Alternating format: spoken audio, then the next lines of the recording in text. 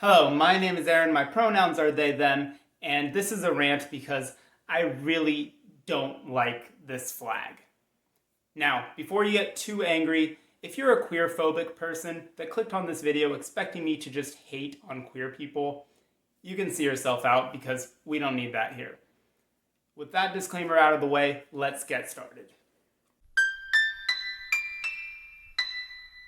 So, I think the queer pride flag or the rainbow flag is having a bit of an identity crisis right now. And what better time to talk about that than Pride Month, which is going on right now, at least at the time of this recording. So, what are my problems with this progress pride flag?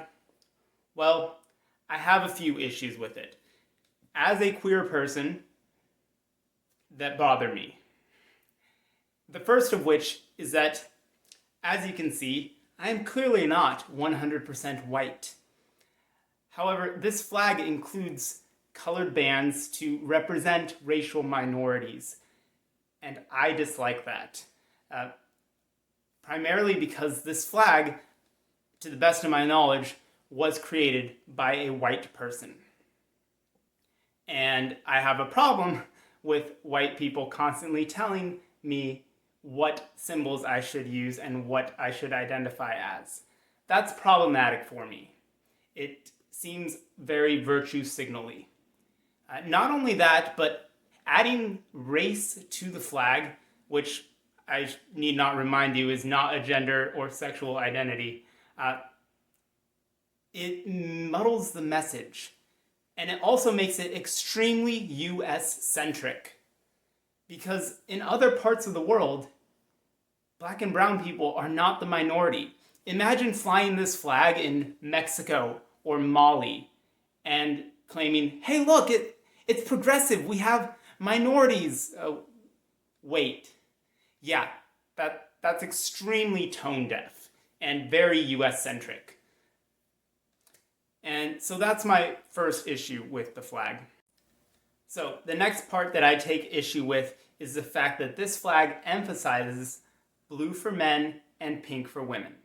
Now, I understand that this comes from the trans pride flag, and I have no issues with that flag on its own. However, putting this on the primary flag for the LGBT plus movement is problematic for me. Because as I stated, I have no gender. I identify as agender, which means that I don't have a gender because my understanding of it is that it's purely a social construct. And so the fact that these colors, which are so ingrained in society, are perpetuated in this progressive flag is problematic.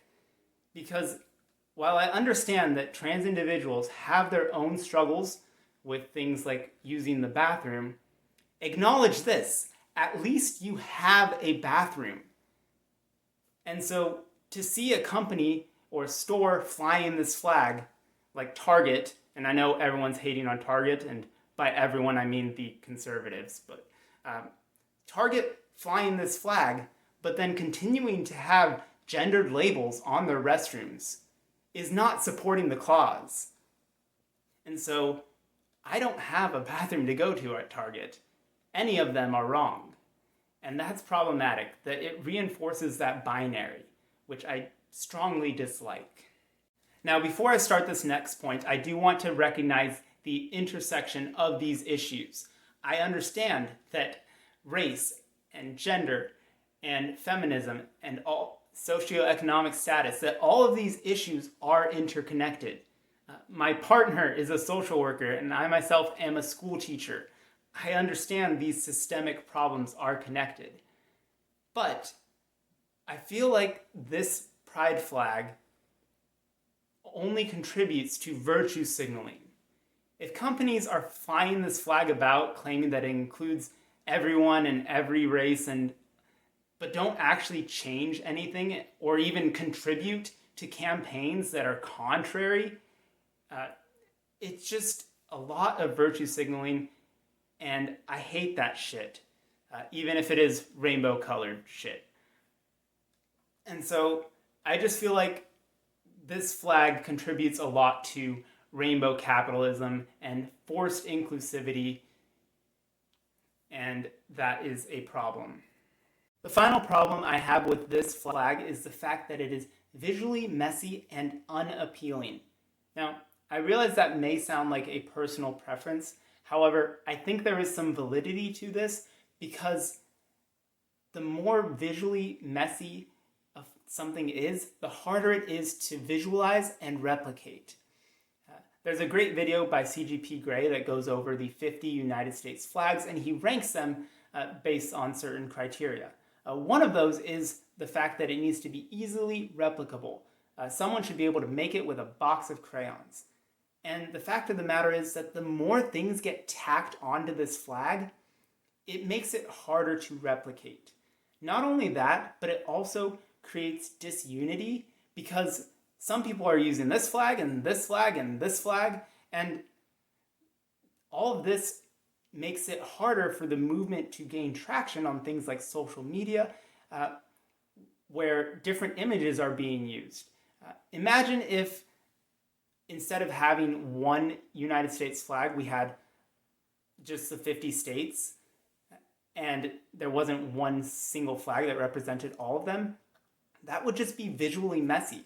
And so that's kind of what we have here. We have people using a bunch of different flags to mean the same thing, when this flag already represents everybody.